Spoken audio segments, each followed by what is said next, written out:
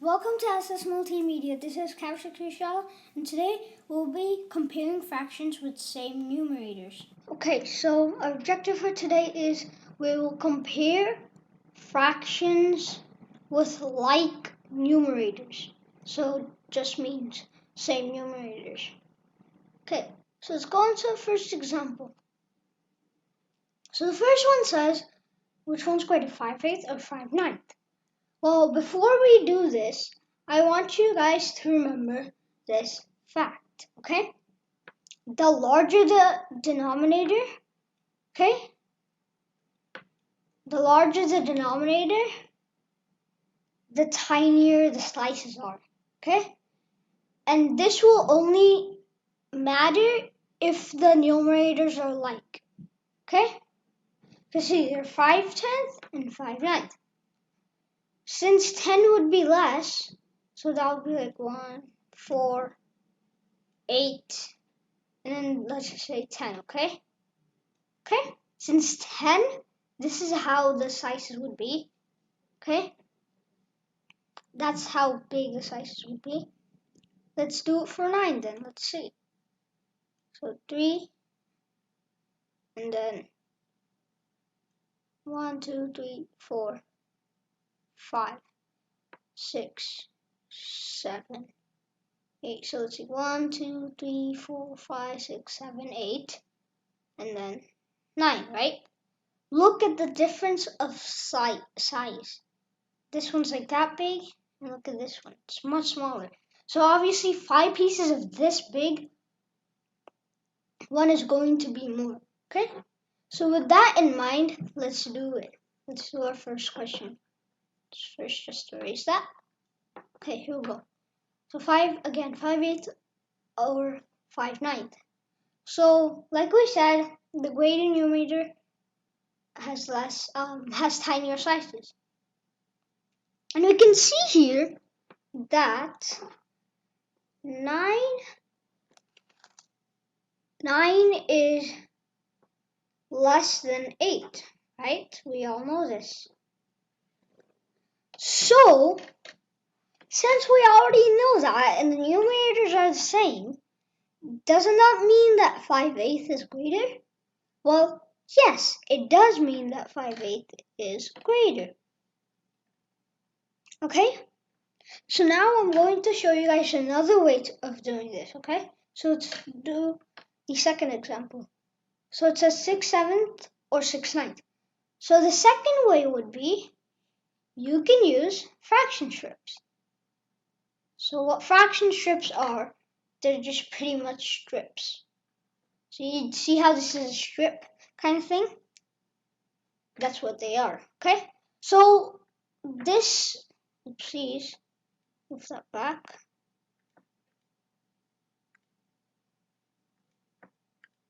Okay, there you go. So this would be 1/7. And as we know, 1/6 would be 1/9 would be less. Okay, that would be 1/9. 1/9. Okay? So you need the same knowledge as you did for this question. Okay? So obviously you can see the slight 1/7 is bigger. So if you keep doing that 6 times for both sides, then 1/7 will be bigger. 6/7 will be bigger. So 6/7 is our answer. Now let's do the next one. It says 6/8 or 6/10. So let's do this. So we can see that 8 is less than 10, right? We obviously know that 8 is less than 10. So since the numerators are the same, because they're going to be all the time, 6/8 has to be bigger. So yeah, now let's go on to the last example on this page. So it says 9 over 14 or 9 over 16. So let's do this the fraction strip way. Let's get our shapes. Let's do that. Let's get another one and make it that long. Okay, there you go. So this would be 1/14 and this would be 1/16, right? If you keep doing this 9 times for both sides, obviously 9/14 would be bigger. Okay? So the answer for this question is 9/14 is greater than 9/16. So now let's go on to problem time. So, first question.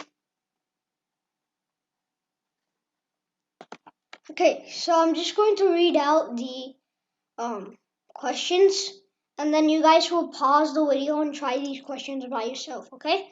So the first question is 8 over 13 or 8 over 15. Second question, 6 over 13 or 6 over 15. Third question, 9 over 10 or 9 over 14.